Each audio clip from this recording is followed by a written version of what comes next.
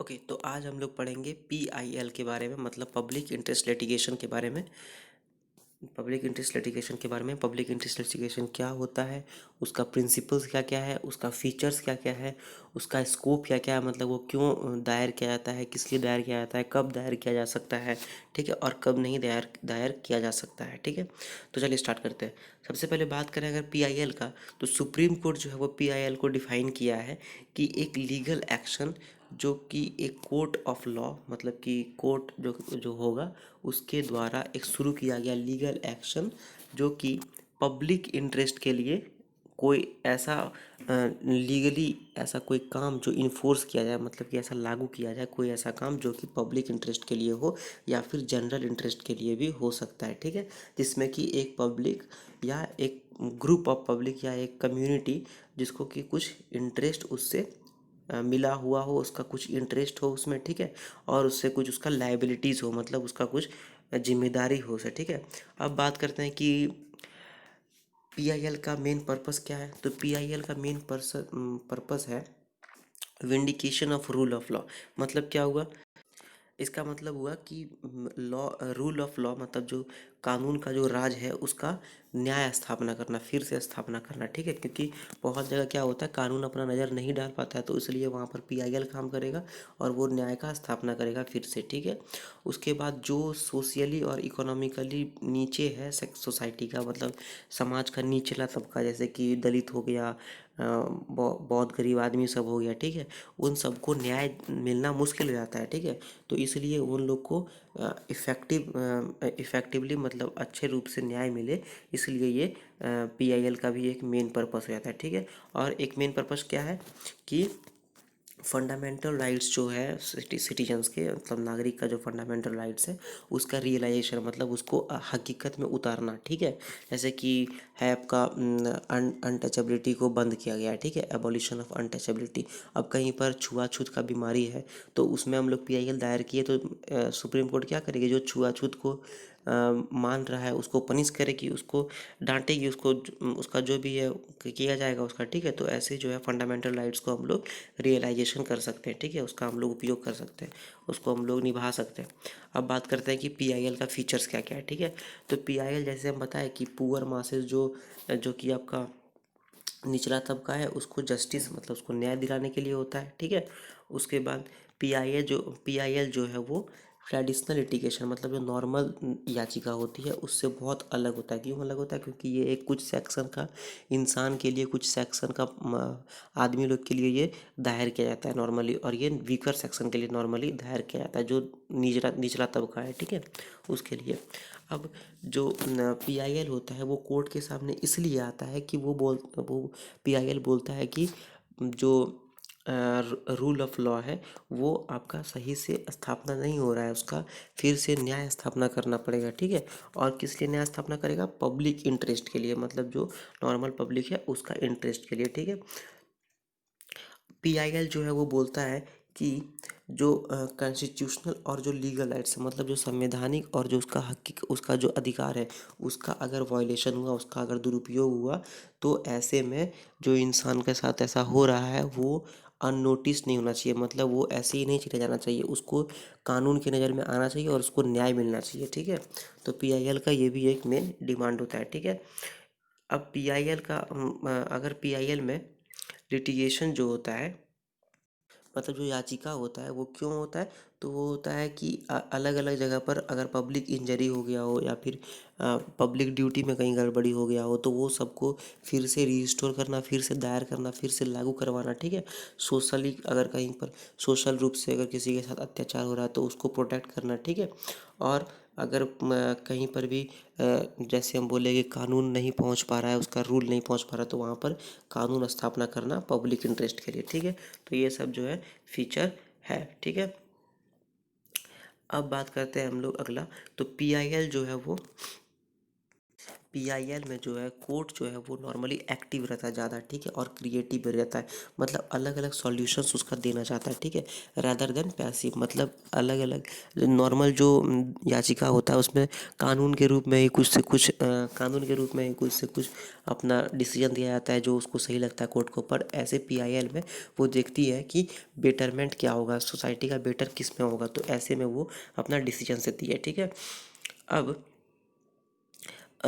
जैसे कि नॉर्मल जो आपका ये होता है ट्रेडिशनल जो आपका याचिका होता है, उसमें क्या करता है, एक इंसान का इंडिविजुअल का देखा जाता है कि कैसे उसका न्याय तो उसको मिल रहा है कि नहीं मिल रहा है। पर पीआईएल में क्या होता है ना, ग्रुप ऑफ पीपल को देखा जाता है, ठीक है।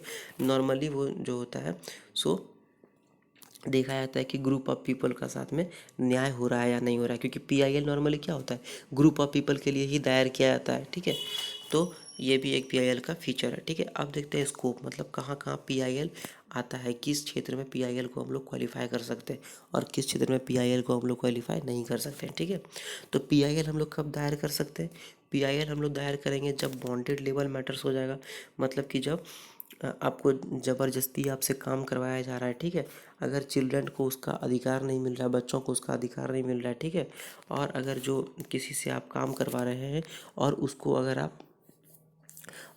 आप उचित जो मिनिमम वेज सरकार के द्वारा फिक्स है, जैसे कि मान लेते हैं कि अभी अगर एक दिन का दिहाड़ी मजदूरी करने पर 150 रुपया मिलता है और अगर आप 100 रुपया दे रहे हैं, तो हम पीआईएल दायर कर सकते हैं आपके खिलाफ, ठीक है, क्योंकि आप मिनिमम जो वेज है उससे कम पैसा दे रहे हैं, ठीक है। तो ये भी एक उसका स्कोप है, इस एरिया में हम लोग पीआईएल दायर कर सकते हैं। उसके बाद पीआईएल कहाँ दायर कर सकते हैं कि अगर जेल में किसी भी कैदी के साथ या फिर कोई भी जो ट्रायल पे है उसके साथ अगर हरासमेंट हो, उसके साथ मतलब उसके साथ अत्याचार हो, उसके साथ उसको जल्दी अगर रिलीज़ कर दिया जाए, ठीक है, ठीक है, अगर जल्दी रिलीज़ करने के लिए उसको हरासमेंट किया जाए और अगर 14 साल जेल में रहने के बाद अगर उसको रिलीज़ नहीं मिल रहा है, तो वो अपना रिलीज़ लेने के लिए कोर्ट में जा सकता है, पीआईएल दायर कर सकता है। अगर किसी का डेथ हो गया है तो पीआईएल दायर कर सकता है, क्यों हुआ। अगर किसी का ट्रांसफ़र करना है तो पीआईएल दे कर सकता है। अगर रिलीज़ करना है पर्सनल बॉन्ड पर तो पीआईएल कर सकता है। और अगर वो चाहता है कि मेरा फंडामेंटल राइट्स का स्पीडी ट्रायल, मतलब जल्दी जल्दी काम नहीं हो रहा है, तो उसके लिए भी वो अपना पीआईएल दायर कर सकता है, ठीक है। अब अगर अगर पीआईएल और केस में दायर कर सकते हैं तो पुलिस के खिलाफ दायर कर सकते हैं। क्यों दायर कर सकते हैं, क्योंकि अगर पुलिस आपकी बात नहीं मान रहा और केस अगर रजिस्टर नहीं कर रहा उसमें कर सकते हैं। अगर पुलिस आपको परेशान कर रहा है उसमें कर सकते हैं। और अगर पुलिस कस्टडी में किसी की मृत्यु हो गई, मर गया कोई, तो उसमें भी हम लोग पीआईएल दायर कर सकते हैं, ठीक है। अगर औरत के साथ अत्याचार हुआ तो पीआईएल दायर कर सकते हो। अगर राइट विक्टिम, मतलब अगर दंगा का अगर कोई ये है, दंगा का अगर कोई भुक्तभोगी है, तो उसके उसके लिए हम लोग पीआईएल दायर कर सकते हैं। अगर फैमिली पेंशन नहीं मिल रहा है तो पीआईएल डाल सकते हैं, ठीक है। और अगर कोई भी पर्सनल लाइफ मैटर्स, जैसे कि आपका पॉपुलेशन हो गया, पॉल्यूशन हो गया, इकोलॉजिकल बैलेंस हो गया, मतलब नेचुरल व्यवस्था हो गया, ड्रग्स हो गया, फूड अल्ट्रेशन मतलब फूड में मिलावट, खाने में मिलावट हो गया, तो ये सब के लिए भी हम लोग पीआईएल दे सकते हैं, ठीक है। और अगर पीआईएल हम लोग कहाँ दे सकते हैं, तो अगर विलेजर्स के साथ में मान लीजिए एक विलेज में अपर कास्ट है, एक विलेज में लोअर कास्ट है, तो लोअर कास्ट को अगर अपर कास्ट वाला परेशान करता है तो उसमें भी हम लोग पीआईएल दे सकते हैं, ठीक है। तो ये सब अपना पीआईएल दे सकते हैं। अब सोचिए इतना पीआईएल हो गया, ठीक है, तो कितना सारा पीआईएल आएगा कोर्ट में, मतलब पब्लिक इंटरेस्ट लिटिगेशन कितना सारा आएगा। तो इसलिए जो कोर्ट है वो देखा कि बहुत ज़्यादा नंबर में आ रहा है, ठीक है, तो वो बोला क्या कुछ अब गाइडलाइंस भी रखना पड़ेगा, वरना ही बहुत सारा आते रहेगा। तो बोला कि कुछ गाइडलाइंस हमको लागू करना पड़ेगा, ठीक है। तो जो गाइडलाइंस है वो क्या है, सबसे पहले कोर्ट जो है वो देखेगा जेन्युइन और बोनाफाइड पीएल, मतलब जो सबसे सही और उस कोर्ट को लगेगा कि हाँ ये एकदम कड़क पीआईएल है, इस पे हम लोग को सुनना चाहिए, वही पीआईएल पे वो सुनेगा, ठीक है। हर एचसी जो है, मतलब हर हाई कोर्ट जो है वो एक पीआईएल्स को अपना देखने का एक तरीका अख्तियार करेगा, तरीका बनाएगा, ठीक है। और ऐसे पीआईएल जो बेकार हो, जो अपना मैटर से हट रहे हो, उसको हटा देगा, ठीक है, उसको निकाल दिया जाएगा, उसको डिस्करेज किया जाएगा, उस पर सुनवाई नहीं होगी, ठीक है।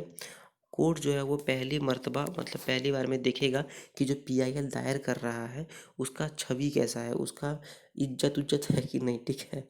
वो किस तरह का वकील है, वो मतलब छपरी वकील है या बढ़िया वकील है, तो उस हिसाब से वो पीआईएल देखेगा, ठीक है। अपना इंटरटेन करेगा कोर्ट, मतलब उस तरह से पीआईएल पे वो सुनवाई वनवाई करेगा, ठीक है।